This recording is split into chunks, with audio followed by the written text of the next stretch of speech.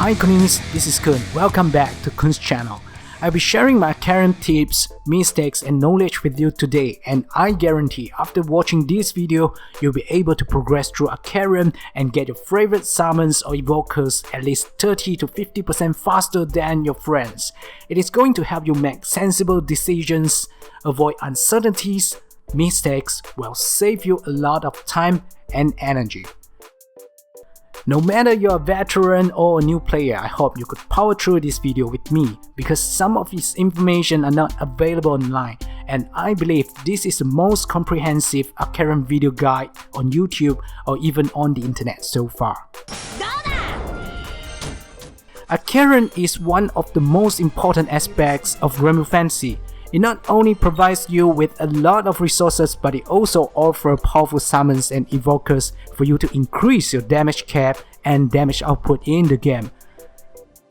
Despite all these attractive features, I believe there is a big portion of players who feel that Arcarum is too tedious and boring to play, especially me. I hate Arcarum. So most players always try to clear Arcarum in the fastest possible way, and this is where I make my first terrible mistake. In the beginning, Arcarum came without a skippable function, which means you must spend a substantial amount of time playing Arcarum every day. Average players like me spend around 4 to 6 minutes to clear one round of Arcarum. I usually finish my enemies within one turn, so players who are still on their way to reach a high rank may spend more time than I do. Not to mention we have circumstances where we are limited to use only SR or even R characters. This amount of time may sound normal to someone who play or practice a musical instrument, but it is very difficult for mobile game players who are constantly on the go, for example someone like me, to accept this fact.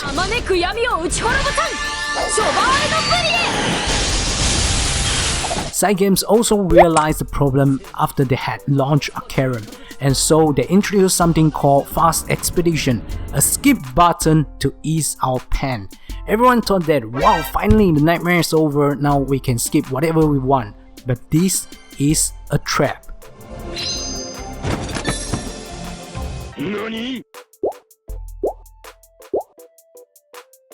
Based on the description, you're promised to get items and points even for skipping expeditions. However, there is no chance, or I would say zero chance, for you to come across any rare monsters, which means you can't use treasure hunt or journey drop to increase the drop rate, and there is no extra Sephira stone, astra and fragments for you. Most players at my rank have 1, 2 or even 3 fully uncapped Arcarum summons and evokers, but I have none because I kept using that skip button for more than 6 months.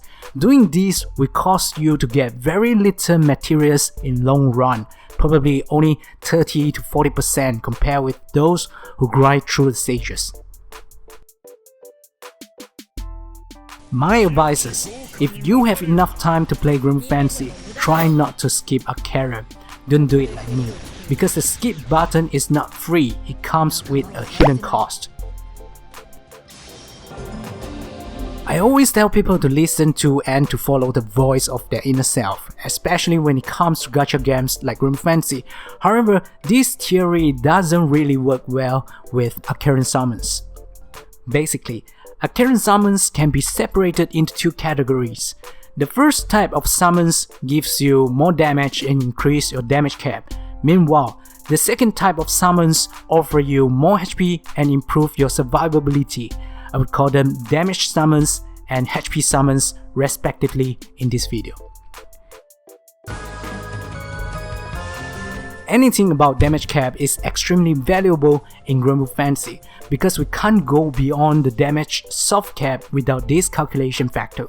That's why I recommend new players go for damage summons instead of HP summons, because with that 10% extra damage or damage cap, they can help you to grind a lot more effectively and progress faster.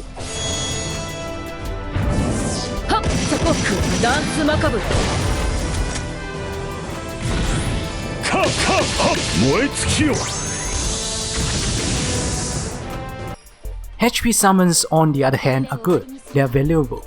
However, they're more towards the functional side, not really that necessary. If you only have limited resources, it is better for you to choose the former ones, because each summon takes a very long time, not to mention hundreds and thousands of materials to make. You don't want to stick to some fancy choices and then LOL on yourself later. Usefulness comes before face. We can only roughly earn about a few hundred to 1,500 Arca points from playing one round of Arcarum stage, which is very little. Luckily, we can also earn these points and certain Arcarum items by taking part in different events. However, I noticed that there are many players, especially new players, who tend to use their points to exchange for things that are not really useful or worth the investment. Their spending pattern creates a big gap between themselves and other players. You should avoid spending your points. There are only 4 things that you should consider buying. First, Sunlight Stone is the most valuable item in Arcarum shop. There are 5 Sunlight Stones in Arcarum shop at the moment. You should always give priority to this item when you're capping the limit of your Arca points. Secondly, Monica is an excellent killing machine for your Vyrn team. If you are short of Vyrn characters, you should save up your points to recruit Monica as soon as possible. Thirdly, Sephira stones. Each summon requires 107 Sephira stones to be fully uncapped to 5 stars. This material is widely used or shared between different summons, so it is the most important and needed material when you're trying to craft an Arcarum summon. If you have already bought all the Sunlight Stones and recruited Monica, buy Sephira stones might be your best choice. Finally, Globe of the Starways is also a good choice when you're focusing on getting a certain Arcarum summon. However, if you're not in a very urgent situation, try your best to avoid buying this item. Black Rabbit is basically just a decoration item. It is exactly the same with White Rabbit, and Nobio is a lot better than these rabbits because the latter comes with attack bonus. Sephira weapons are fillers. There is no place for them in weapon grid once you have completed your Magna or Magna grid, so there is no point spending any of your Arca points on these weapons. You should focus on Magna weapons or simply save up your crystals to spark for grand weapons. Preparation is very important for Arcarum, but a lot of players do not use Journey Drop for it, and this is a big mistake. If you want to get as many items as possible, you should always use Journey Drop to increase the drop rate, or even bring Richard and Tent with you. If you have extra materials to spare, you should also craft one or even a few storytellers to increase your gains. The lineup of your team should always include 1 or 2 characters with AoE skills to clear mobs faster. Characters and summons like Yoda, Sarasa, Monitor, Huanglong, etc. are all very useful for Arcarum. Make sure to bring them if you want to improve your efficiency. You should also set up the team like this to maximize your gains when you come across mimics. The only thing I'm not too sure about Arcarum until today is whether the encounter rate of rare monsters is affected by Bell. It would be greatly appreciated if someone could tell me this piece of information. For your convenience, I have also included a material tracking list created by Fumika to help you keep track on your progress. You can find the link in the video description. I hope this video is useful to you, especially new players who are still growing.